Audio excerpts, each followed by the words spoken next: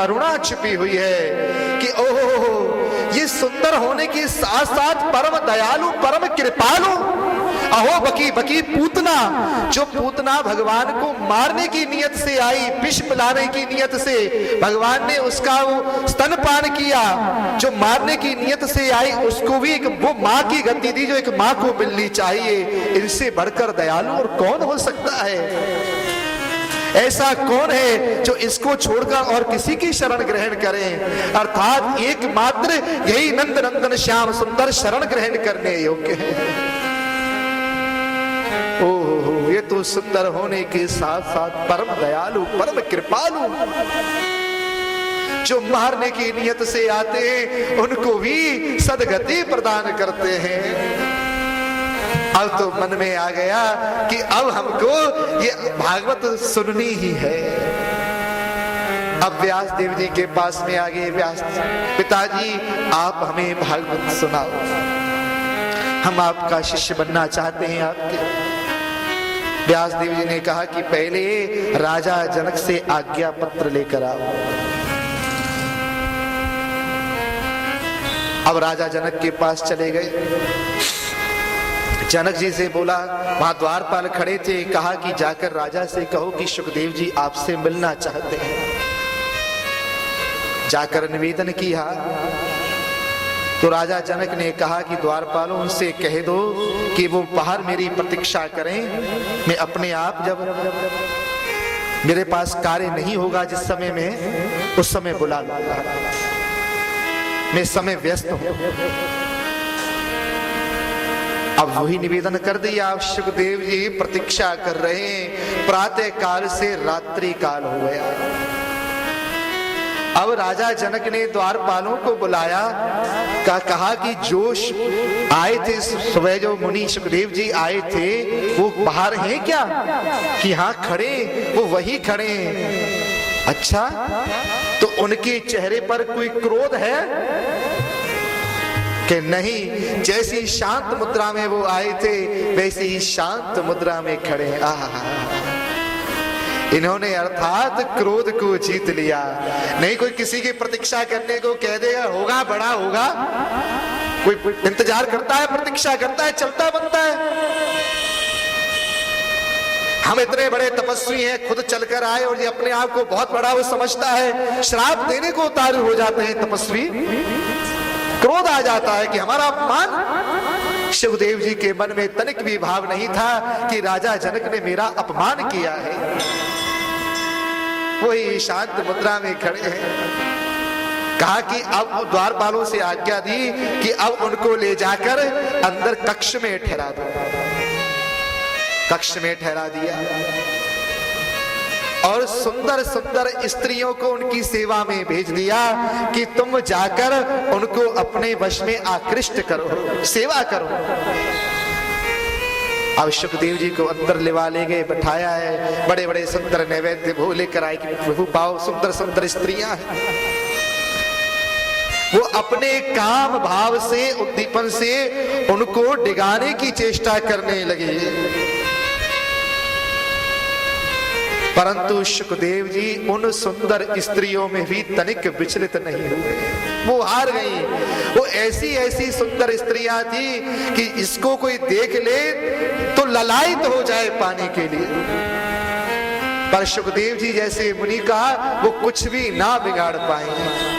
अब राजा ने पूछा कि कहो उनसे कि तुम कुछ कर पाई कि नहीं? राजन क्षमा करें, हमने तो इतना प्रयास किया परंतु वो उनमें तनिक भी विचलित नहीं हुए। अर्थात इन्होंने काम को भी जीत लिया।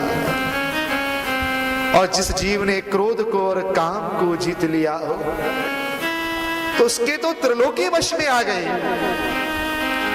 अब राजा जनक स्वयं चलकर आए और सुखदेव जी के चरणों में प्रणाम करके बोले कि भगवान मेरे अपराध को क्षमा करें, तुम्हारे पिता की आज्ञा थी तुम्हारी परीक्षा लेने के लिए, इसलिए मैंने आपकी परीक्षा ली।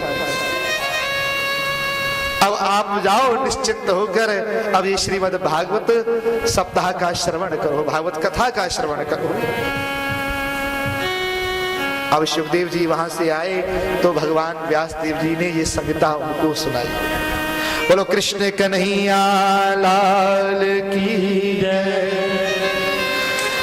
अब आगे हम परीक्षित के जन्म की कथा का वर्णन करते हैं कि और पांडवों के स्वर्गारोहण की, क्योंकि भगवान की समस्त कथाओं का उदय यहीं से होता है। यदा मृदे कौरव सृंजयाना वीरेश्वतो वीर गतिम गतेषु मृगोदरा विद्ध गदा विमर्श भगनोरुदंडे धृतराष्ट्रपुत्रे। महाभारत का युद्ध और उसमें कौरव और पांडवों के पक्ष के अधिकांश वीरों का संहार हो चुका और भीमसेन की जंघा भी टूट गई थी। वो भी रणभूमि में पड़ा हुआ था और उस समय अश्वत्थामा दुर्योधन के पास आया। अब दुर्योधन कहने लगा कि हे अश्वत्थामा, अगर तुम मेरे मित्र हो और मेरा हित चाहते हो तो मेरा एक काम कर दो। मुझे ये दुख नहीं है कि मैं युद्ध हार गया, मुझे दुख इस बात का है कि हम 100 भाई थे और पांडव 5 भाई थे और हम 100 में से कोई नहीं बचा और उन 5 में से एक भी नहीं मरा।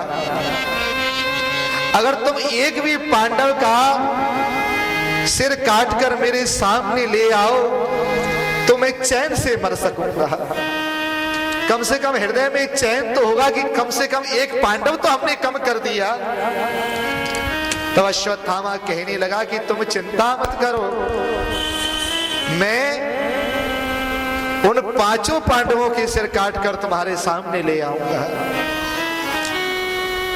ऐसा विचार करके वहां से निकला कि रात्रि के समय जाऊंगा, जिस समय पांडव सो रहे होंगे तो उनके मस्तक काट दूंगा।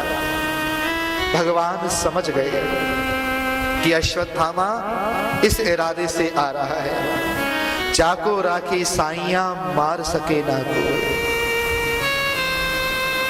बाल ना बांका कर सके जो जग बैरी होए।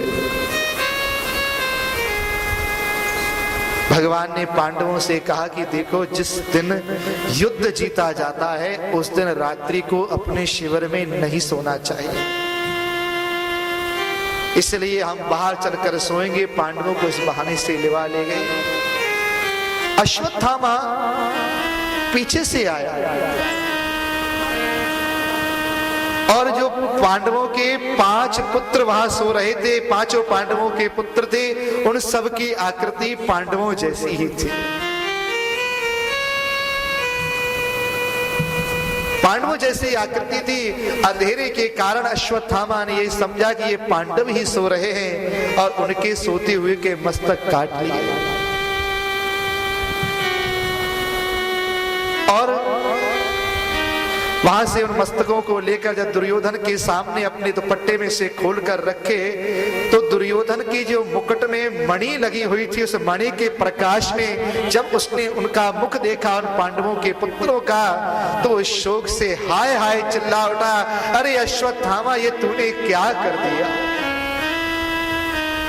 मैंने तो पांडवों का सिर लाने को बोला था और तू उनके पुत्रों का सिर ले आया। अरे हमारे कुल में यही तो पानी देने वाले बच्चे थे, दोनों कुलों में से तूने हमारा कुल ही समूल नाश कर दिया। अरे धिक्कार है तेरे ऊपर। भीम उसको, दुर्योधन को इतना दुख हुआ कि उसी समय उसके प्राण निकल गए। अब अश्वत्थामा ने देखा कि पांडव बच गए हैं, अब पांडव ये मेरे को नहीं छोड़ेंगे। इधर द्रौपदी प्रातः काल उठी तो देखा अपने 5 पुत्र मरे हुए पड़े हैं। अब शोक से विलाप कर रही है। पांडव जो रात्रि को बाहर सो रहे थे, जब शिविर में पहुंचे तो बड़ा भयंकर मार काट मची हुई, चारों तरफ लाशें बिखरी हुई है। देखा तो अपने पुत्रों के 5 पुत्रों के सिर उतरे हुए हैं। अर्जुन सांत्वना देने लगे, माता शिशूना निधनम सुताना निशम्य घोरं परितप्यमाना तदा रुदद्बाष्पकुलाक्षी तां सान्त्वयन्ना किरीटमाली। कि हे द्रौपदी, मैं तुम्हारे आंसू तब पहुंचूंगा जब उस आतताई को बांधकर तुम्हारे चरणों में पटक दूंगा। ऐसा कहकर अर्जुन तुरंत रथ पर सवार हुए और भगवान को साथ लेकर अश्वत्थामा के पीछे भागने लगे। अश्वत्थामा का रथ आगे आगे भाग रहा है, पीछे पीछे अर्जुन का, और शीघ्र ही रथ के नजदीक पहुंच गए। अब अश्वत्थामा ने देखा कि मेरे प्राणों पर बन आई, तब उसने ब्रह्मास्त्र चला दिया। वह ब्रह्मास्त्र चलाने की विधा तो जानता था, परंतु लौटाने की विधा नहीं जानता। अब उसमें से बड़ी भयंकर ज्वाला निकली और अर्जुन की ओर बढ़ने लगी। अर्जुन भगवान की शरण में आए कि कृष्ण कृष्ण महाभाव भक्तानां भयंकर त्वमेको दह्यमानानां अपवर्गो कि भगवान आप ही भक्तों के कल्याण के लिए सदैव उतावले रहते हो। ये भयंकर ज्वाला मेरे को जलाना चाहती है, आप मेरी से रक्षा करें। तब भगवान कहने लगे, अर्जुन तुम डरो मत, ये अश्वत्थामा ने ब्रह्मास्त्र चलाया है, तुम भी अपना ब्रह्मास्त्र चलाओ। अर्जुन ने भी ब्रह्मास्त्र चलाया। अब वे दोनों ब्रह्मास्त्र आपस में टकराकर बड़ी भयंकर अग्नि उत्पन्न करने लगे और चारों तरफ जलाने लगे। अब लोग सब त्रस्त होने लगे। तब भगवान ने अर्जुन से कहा कि अर्जुन तुम इन दोनों ब्रह्मास्त्रों को वापस बुला लो। अब अर्जुन ने दोनों ब्रह्मास्त्रों को वापस बुला लिया और शीघ्र ही अश्वत्थामा को पकड़कर नागपाश से बांधकर अपने शिविर की ओर ले आए और वहां पर पटक दिया। अब जैसे ही देखा कि मेरे सामने द्रोणपुत्र अश्वत्थामा पड़ा हुआ है, द्रौपदी का हृदय व्याकुल हो गया। मुच्यतामीश ब्राह्मणो निद्रा। अरे अर्जुन तुम ये क्या कर रहे हो? अरे ये ब्राह्मण है जो जन्म से ही हमारे गुरु होते हैं और उस पर तो ये तुम्हारे गुरु का पुत्र है, तुम्हें ये कर्म शोभा नहीं देता। ये भारत की ही स्त्री हो सकती है जो इतना उदार अपना हृदय रखे, जो जिसने उसके पुत्रों को मारा उसके ऊपर भी दया आ रही है कि देखो ये ब्राह्मण है, ब्राह्मण नित्राम गुरु। अरे ब्राह्मण तो जन्म से ही प्राणी मात्र के गुरु होते हैं और तुम उन ब्राह्मण का अपमान करने जा रहे हो, ये तुम्हारे लिए शोभा नहीं देता। सरहस्यो धनुर्वेदा सभी सर्गो संयमा। जिन गुरु की कृपा से तुमने धनुर्वेद की समस्त रहस्यमय विद्याओं को प्राप्त किया, जो तुम्हारे गुरु हैं, ये पुत्र तुम्हारे गुरु के रूप में ही तुम्हारे सामने खड़ा है, क्योंकि पुत्र हमेशा पिता का आत्मज होता है।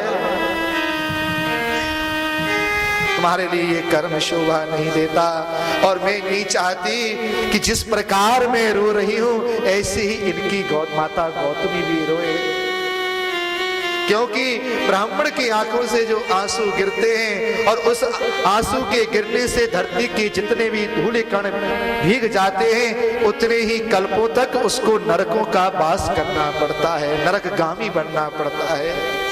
इसलिए हमें ऐसा कर्म नहीं करना चाहिए। मारो देश जननी गौतमी पति देवता यथा अश्रुमुखी। कि देखो जिस प्रकार मेरी आंखों से आंसू निकल रहे हैं वैसे कहीं इनकी माता भी ना रोए। छोड़ दो तुम जो है। अब इतने में भीमसेन बोल उठा कि नहीं, जिसने हमारे पुत्रों की हत्या की किसी काम की नहीं, ना तो इसके स्वामी को अच्छा लगा ना हमारे लिए अच्छा रहा। इसको क्या लाभ मिला, क्या लाभ मिला इसको जो है करके? इसलिए इसका वध कर देना चाहिए। द्रौपदी कहने लगी भगवान आपने ही वेदों में आज्ञा दी है कि ब्राह्मण चाहे कितना भी दोषी क्यों ना हो उसका वध नहीं करना चाहिए। तब भीमसेन कहने लगे भगवान कोई भी निर्णय करने से पहले इस बात का विचार कर लेना। तुमने ये वेदों में ये भी कहा है कि आतताई को छोड़ना नहीं चाहिए। भगवान कृष्ण कह रहे कि हाँ मैंने दोनों ही बातें वेदों में कही है कि ब्रह्म बंधुर हंतव्य आतताई वधारणा मये भो भव्यम नामनातम परिपाहे अनुशासन। कि पतित ब्राह्मण का वध नहीं करना चाहिए और आतताई को मार डालना चाहिए। ये दोनों बातें मैंने अपने शास्त्रों में कही है। और तुम वो काम करो अर्जुन जिससे मेरी दोनों बातों में से किसी भी बात का उल्लंघन ना हो। अर्जुन समझ गए कि भगवान कहना क्या चाहते हैं। उसी समय अर्जुन ने बालों के साथ अश्वत्थामा के सिर में से मणि निकाल ली। कहा कि ब्राह्मण को उसको मोड़ देना, उसको धक्का देकर बाहर निकाल देना, यही ब्राह्मण का वध है।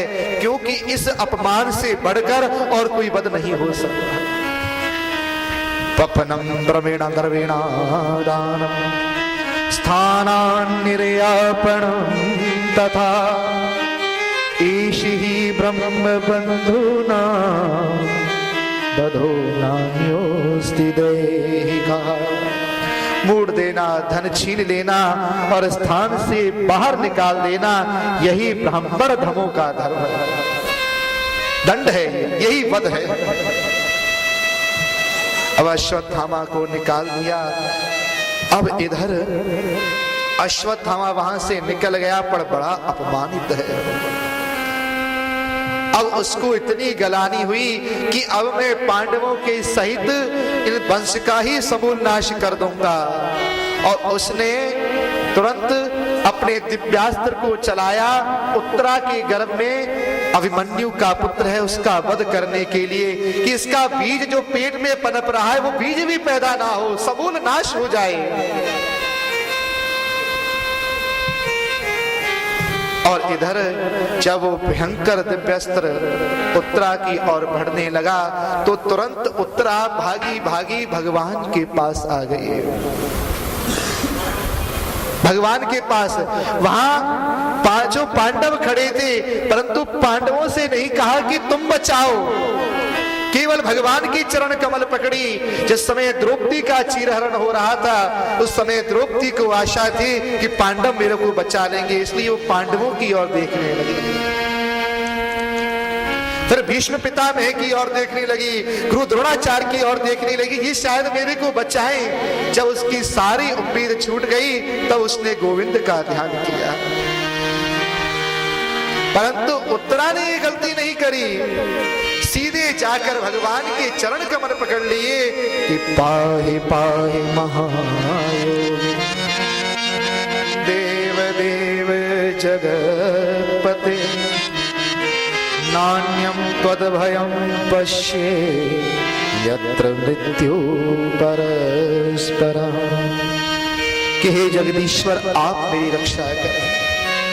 यहाँ तो सभी प्राणी एक दूसरे के प्राणों के निमित्त बन रहे हैं, सब एक दूसरे को खाने के लिए भाग रहे हैं। इस संसार में मुझे आपसे बढ़कर अभय देने वाला कोई नहीं है, एकमात्र तुम ही मुझको अभय प्रदान करने वाले हो। यहाँ तो सभी एक दूसरे को मार मार कर और कहा कि भगवान चाहे ये अस्त्र मेरा वध कर दे, मुझे अपनी चिंता नहीं है, परंतु मेरे गर्भ में जो बालक है ना, उसको ना मारे। कामम दहेतु माम नाथ मे गर्भो निपात्यता। चाहे ये शस्त्र मेरे को जला दे, परंतु मेरे उदर में जो बालक है उसकी रक्षा है गोविंद आप कर, क्योंकि ये प्रभु आपका है। मां ने गर्भस्थ शिशु को ही भगवान की शरणापन्न कर दिया। और भगवान ने कहते ही, जैसे मैं प्रारंभ में भी कह रहा था कि भगवान कहते ही जीव एक बार मेरा बन तो जाए, फिर उसकी रक्षा के लिए मैं स्वयं आतुर होकर दौड़ता हूं। भगवान तुरंत गदा लेकर पुत्रा के गर्भ में घुस गए और चारों तरफ गदा घुमा घुमाकर उस बालक की उस तेज से, अग्नि से रक्षा कर रहे। चतुर्भुज रूप है, अंगुष्ठ आकार का, और गदा लेकर चारों तरफ घूम रहा है। वो गर्भ में जो बालक है वो भगवान का दर्शन कर रहा है कि मैं तो मर चुका था इस गर्भ में, इसी ने मेरी आकर रक्षा की। आखिर ये कौन है, ये बालक कौन है? जिस समय परीक्षित का जन्म हुआ तो हमारे आचार्यगण कहते हैं कि परीक्षित का जन्म होते ही परीक्षित तुरंत समाधि लगाकर बैठ गए और चारों तरफ देखने लगे कि जिसने गर्भ में मेरी रक्षा करी थी वो कौन है, वो कहां है। युधिष्ठिर महाराज आश्चर्यचकित हो गए, ऐसा बालक तो हमने कभी नहीं देखा जो पैदा होते ही आलती पालती मारकर बैठ जाए और चारों तरफ देखने लगे। तो धम्म ऋषि कहने लगे कि यह तो अपने भगवान को ढूंढ रहा है, कि इसकी आंखें उसको ढूंढ रही है। तो हमारे यहां दिव्य बालक हुआ है। अब गर्भस्थ शिशु की रक्षा करी और इधर पांडवों की ओर भी जलते हुए शस्त्र आ रहे थे। कहा कि भगवान ये 5 बाण हमारी ओर आ रहे हैं, इनसे हमारी रक्षा करो। और भगवान की शरणापन्न हो गए कि डूबतों को बचा लेने वाले मेरी नैया है तेरे हवाले।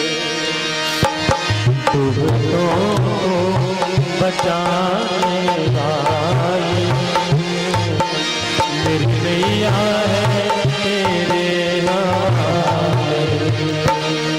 डूबतों को बचाने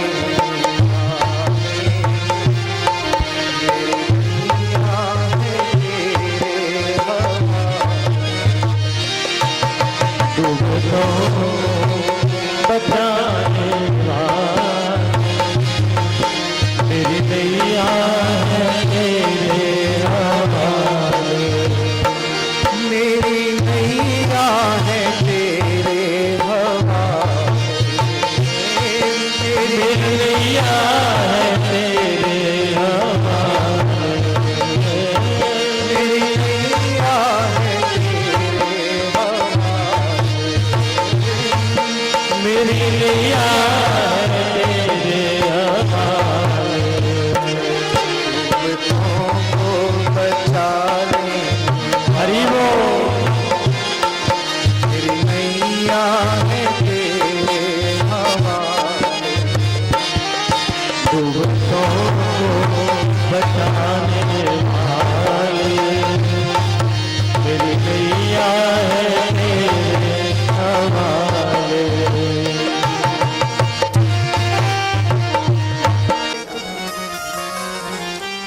अब तो कुंती की आंखों में बरबस आंसू आ गए कन्हैया, कि जब जब हमारे जीवन में कष्ट आते हैं तब तब आपने ही हमारा उन कष्टों से निवारण किया। नमस्ये पुरुषं पार्थ्यमे ईश्वरं प्रगते परम अलक्षयं सर्वभूतानां अंतर्वहिव स्थितम्।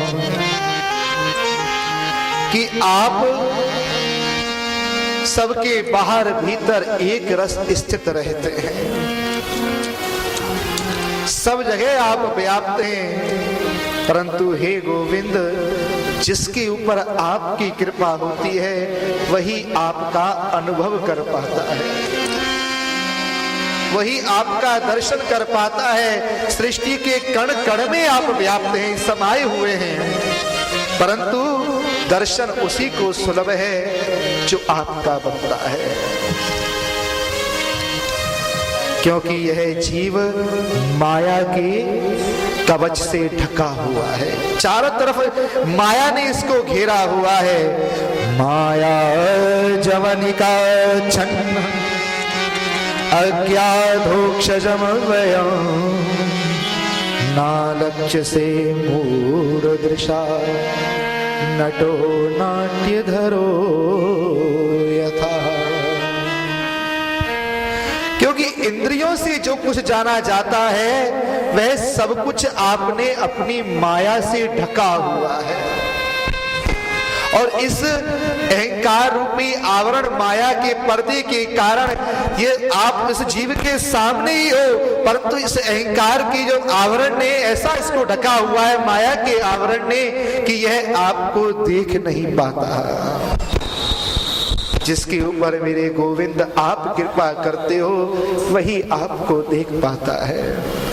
जो जाने जी देह जनाई जानत तुम्हें ही है जाई। कि जिनको तुम जनाते हो वही जान पाता है, और जो एक बार तुमको जान ले वो फिर तुम ही हो जाता है, कृष्ण मैं हो जाता है। लाली मेरे लाल की जित देखो तित तू, जिधर देखा तू ही तू। और लाल ही ढूंढन में गई तब मैं भी हो गई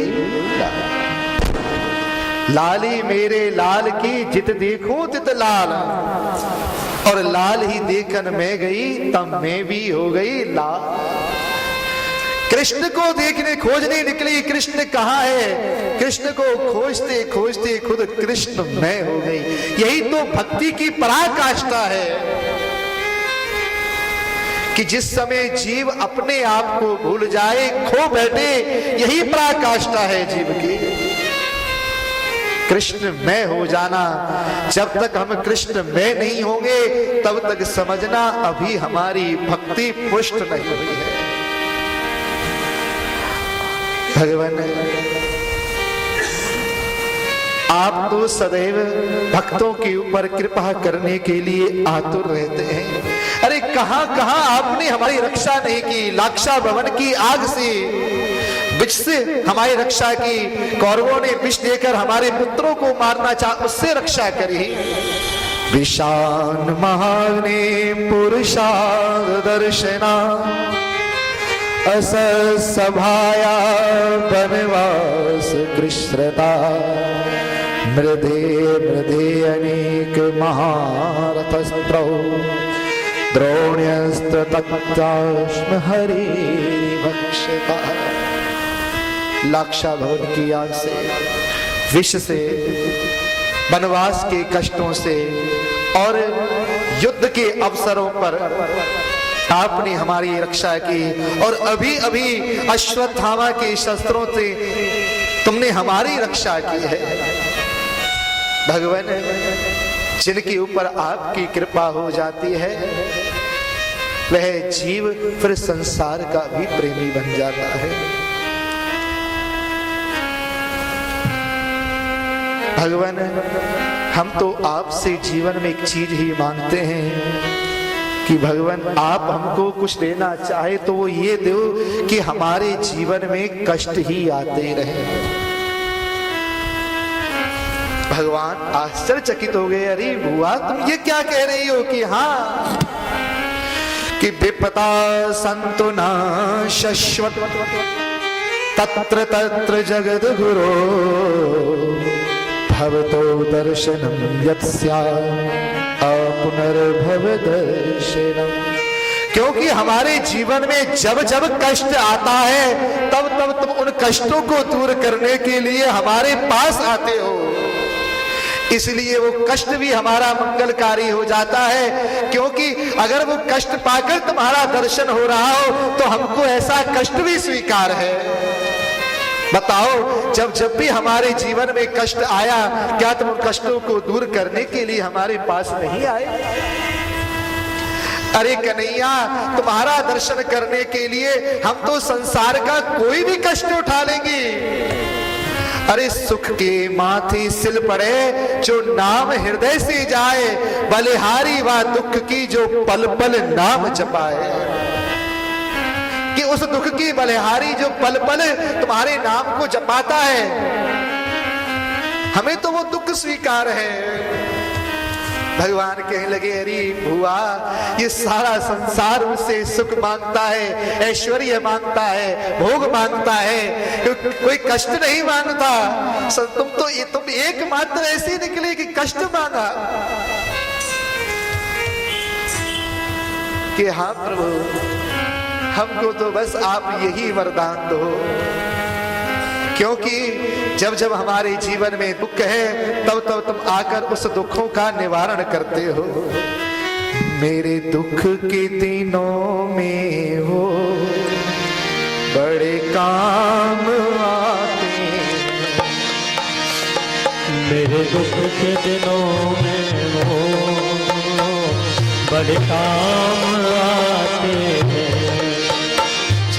कोई नहीं आता मेरे शाम आते,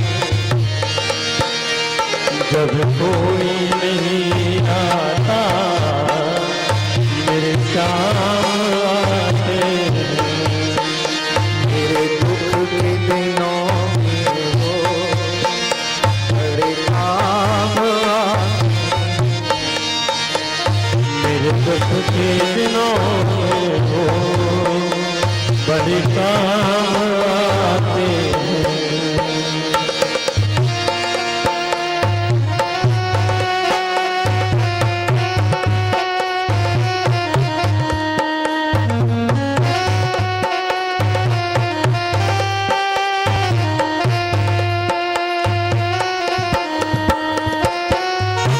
मेरी नैया चलती है पतवार नहीं,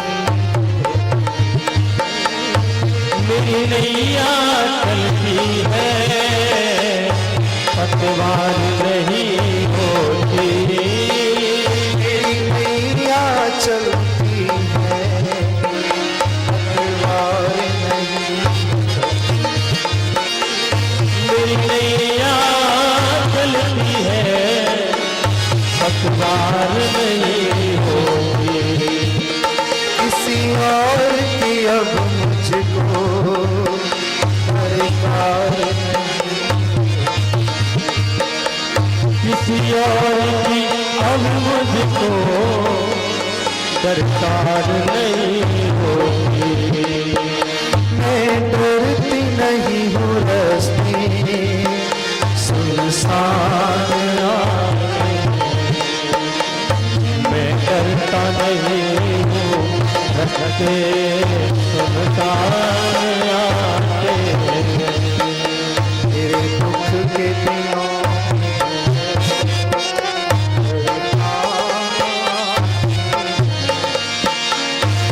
जब कोई नहीं आता मेरे शाम आते हैं।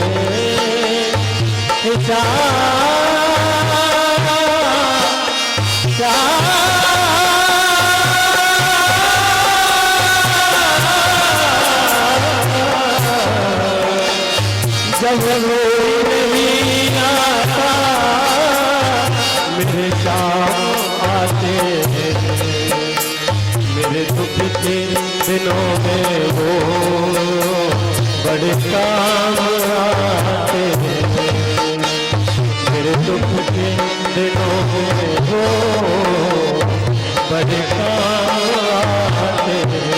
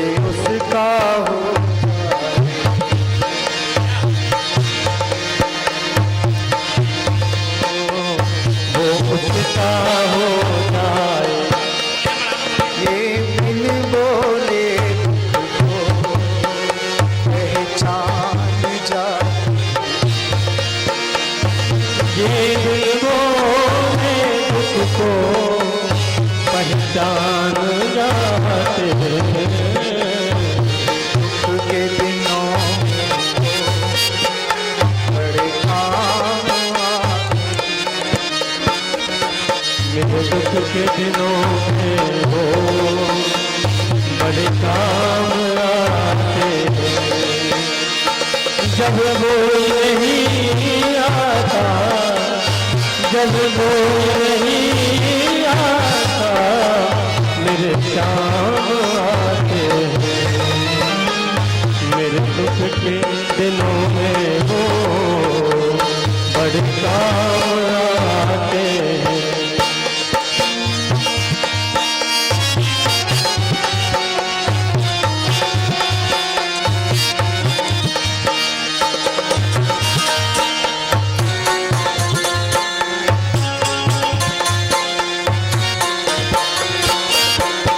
इतने बड़े होकर दीनों से प्यार करे, ये इतने बड़े होकर दिनों में प्यार करे। बनवारी छोटे बड़े सबको स्वीकार करे, बनवारी छोटे बड़े सबको